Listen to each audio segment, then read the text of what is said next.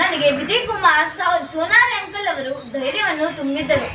ಅಂದಿನಿಂದ ನನ್ನ ಅಪ್ಪ ನನಗೆ ಬೀದರ್ನಲ್ಲಿ ನಡೆಯುವ ಎಲ್ಲಾ ಕನ್ನಡ ಸಾಹಿತ್ಯ ಸಮ್ಮೇಳನಗಳಲ್ಲಿ ನನಗೆ ಕರೆದು ಒಯ್ಯುತ್ತಿದ್ದರು. ಅಲ್ಲಿ ನಾನು ಅನೇಕ ಕವಿಗಳು ಕವನ ವಾಚನ ಮಾಡುವುದನ್ನು ನೋಡಿ ನಾನು ಕೂಡ ಅವರಂತೆ ಆಗಬೇಕೆನಿಸಿತು. ನಾನು ಅಂದಿನಿಂದ ಕವಿತೆಗಳನ್ನು ಬರೆಯಲು ಪ್ರಾರಂಭ ಮಾಡಿದೆ. ನಾನು ನನ್ನ ಮೊದಲ ಕವಿತೆ ಎಂದರೆ ಬೀಜವನ್ನು ಬರೆದಿದ್ದೆ.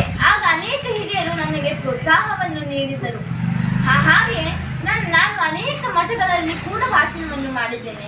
ಹೇಗೆ ಅಂದರೆ ಲಾಡ್ಗೇರಿ ಮಠ, ಹುಲ್ಸೂರು ಮಠ, ಹಾಗೆ ಭಾಲ್ಕಿ ಮಠದಲ್ಲಿ ನನ್ನನ್ನು ಮುಖ್ಯ ಅತಿಥಿಯನ್ನಾಗಿ ನನ್ನನ್ನು ಕರೆಸಿ ಮೂರ್ತಿ ಚಿಕ್ಕದಾದರೂ ಕೀರ್ತಿ ದೊಡ್ಡದು ಎಂಬಂತೆ ನನಗೆ ಪ್ರೋತ್ಸಾಹ ನೀಡಿದ್ದಾರೆ.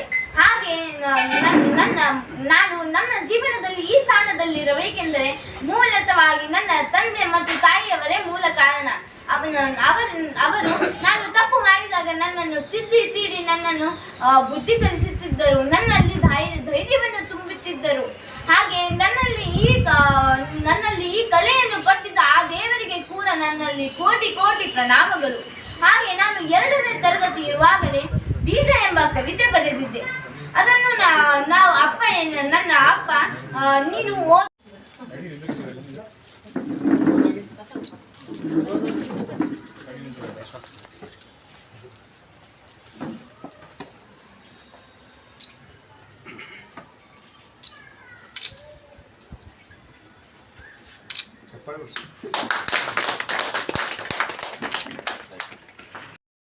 ತಪ್ಪು ಮಾಡ್ತಿರ್ತಾರ, ಅದ್ರ ನೇರವಾಗಿ ಹೇಳಿದ್ರೆ ಬಹಳ ಸಿಟ್ಟು ಬರ್ತದೆ, ದ್ವೇಷಗಳು ಹೆಚ್ಚಾಗ್ತವೆ. ಅದೇ ಕವನ ಸಂಕಲನದ ಮೂಲಕ ಹೇಳಿದಾಗ ಬಹುಶಃ ಇದು ನನಗೆ ಸಂಬಂಧಪಟ್ಟಿರ್ಬೇಕೇನೋ ಅಂತ ತಿಳ್ಕೊಂಡು ತಿದ್ದಿಗೆ ಪ್ರಯತ್ನ ಆಗ್ತದೆ.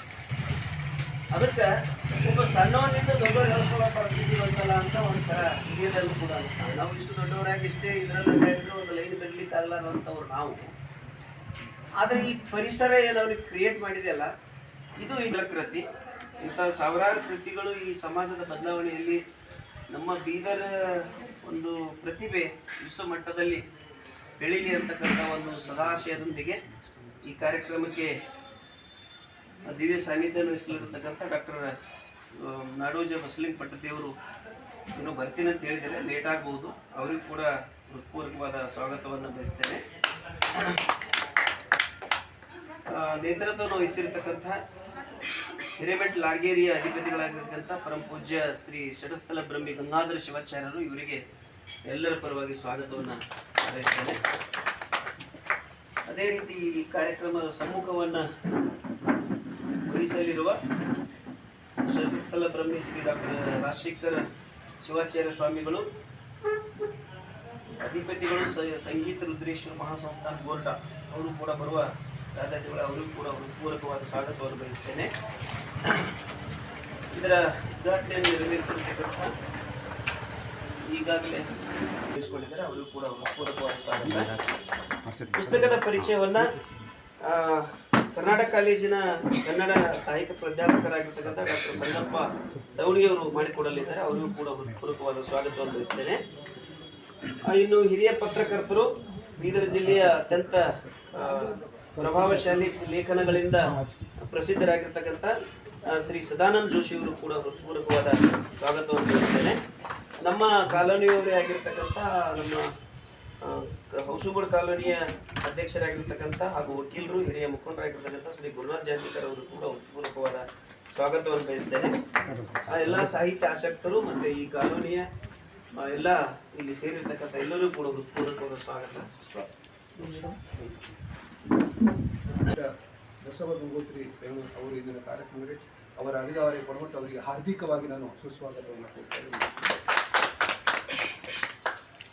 ಈ ಒಂದು ನಿಜವಾಗಿ ಈಗಾಗಲೇ ಹೇಳ್ತಕ್ಕಂಥ ಇದರಲ್ಲಿ ನಹಿ ಜ್ಞಾನ ಸದೃಶ್ಯಂ ಅನ್ನುವಂಥ ರೀತಿ, ಜ್ಞಾನಕ್ಕಿಂತ ಮಿಗಿಲಾದ ಶಕ್ತಿ ಯಾವುದೂ ಇಲ್ಲವನ್ನುವಂಥ ರೀತಿಯಲ್ಲಿ ಅದನ್ನು ಇವತ್ತು ಹೊಸ ನಕ್ಷತ್ರ ಅನ್ನುವಂಥ ಕೃತಿಯನ್ನು ಬಾಲ್ಯರಾಗಿರ್ತಕ್ಕಂಥ ಕೇಶವ ಗಡ್ಡೇನೇ ಇವತ್ತು ಆ ಒಂದು ಕೃತಿಯನ್ನು ಬರ್ತಾ ಇದ್ದರೆ ಭಾಳ ಸಂತೋಷ. ಅದು ಬೀದರ್ಗೆ ಒಂದು ಐತಿಹಾಸಿಕವಾಗಿ ಇತಿಹಾಸ ಅಂತ ಹೇಳಬೇಕಾಗಿದೆ. ಆ ನಿಟ್ಟಿನಲ್ಲಿ ಇಂದಿನ ಈ ಕಾರ್ಯಕ್ರಮದ ಉದ್ಘಾಟಕರಾಗಿ ಆಗಿರ್ತಾರೆ ಪರಮಪೂಜ್ಯ ಶ್ರೀ ಜಗದ್ಗುರು ಡಾಕ್ಟರ್ ಚನ್ನಬಸವಾನಂದ ಮಹಾಸ್ವಾಮಿಗಳು, ಪೀಠಾಧಿಪತಿ ಶ್ರೀ ಚನ್ನಬಸವೇಶ್ವರ ಜ್ಞಾನಪೀಠ ಬಸವ ಹಿಜ್ಜರು ಈಗ ಈ ಒಂದು ಸಸಿಗೆ ನೀರಿನ ಮುಖಾಂತರ ಕಾರ್ಯಕ್ರಮ ಉದ್ಘಾಟನೆ ಮಾಡಬೇಕಾಗಿ ನಾವು ವಿನಂತಿಸುತ್ತೇವೆ.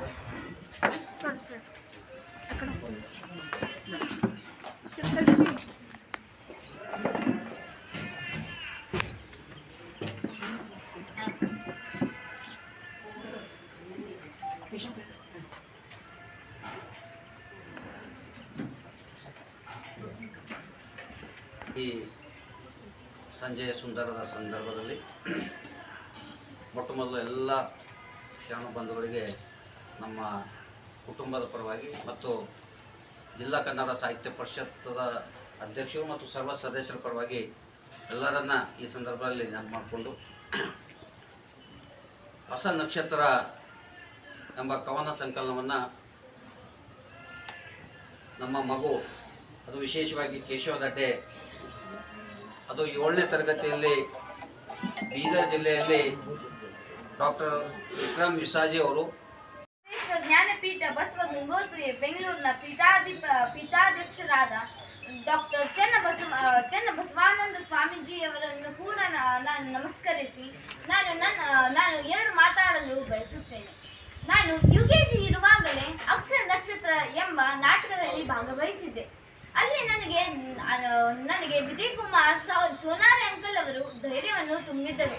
ಅಂದಿನಿಂದ ನನ್ನ ಅಪ್ಪ ನನಗೆ ಬೀದರ್ನಲ್ಲಿ ನಡೆಯುವ ಎಲ್ಲಾ ಕನ್ನಡ ಸಾಹಿತ್ಯ ಸಮ್ಮೇಳನಗಳಲ್ಲಿ ನನಗೆ ಕರೆದು ಒಯ್ಯುತ್ತಿದ್ದರು.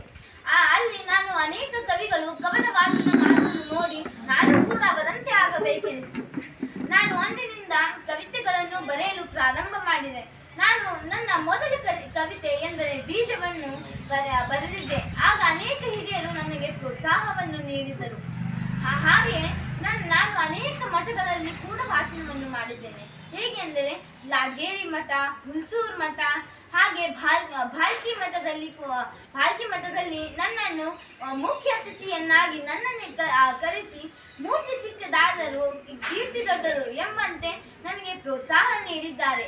ಹಾಗೆ ನಾನು ನನ್ನ ಜೀವನದಲ್ಲಿ ಈ ಸ್ಥಾನದಲ್ಲಿರಬೇಕೆಂದರೆ ಮೂಲತಃವಾಗಿ ನನ್ನ ತಂದೆ ಮತ್ತು ತಾಯಿಯವರೇ ಮೂಲ ಕಾರಣ.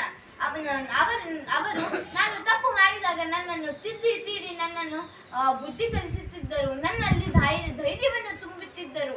ಹಾಗೆ ನನ್ನಲ್ಲಿ ಈ ಕಲೆಯನ್ನು ಕೊಟ್ಟಿದ್ದ ಆ ದೇವರಿಗೆ ಕೂಡ ನನ್ನಲ್ಲಿ ಕೋಟಿ ಕೋಟಿ ಪ್ರಣಾಮಗಳು. ಹಾಗೆ ನಾನು 2ನೇ ತರಗತಿ ಇರುವಾಗಲೇ ಬೀಜ ಎಂಬ ಕವಿತೆ ಬರೆದಿದ್ದೆ. ಅದನ್ನು ನನ್ನ ಅಪ್ಪ ನೀನು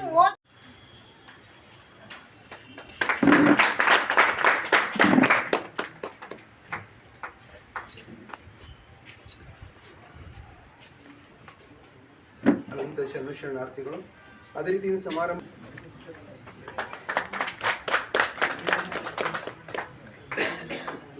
ಶರಣಾರ್ಥಿಗಳು. ಅದೇ ರೀತಿ ಸಮಾರಂಭದ ಅಧ್ಯಕ್ಷತೆಯನ್ನು ಕ್ರಿಯಾಶೀಲ ಅಧ್ಯಕ್ಷರಾಗಿರ್ತಕ್ಕಂಥ ಅನಂತ ಧನ್ಯವಾದ. ಅದ್ರ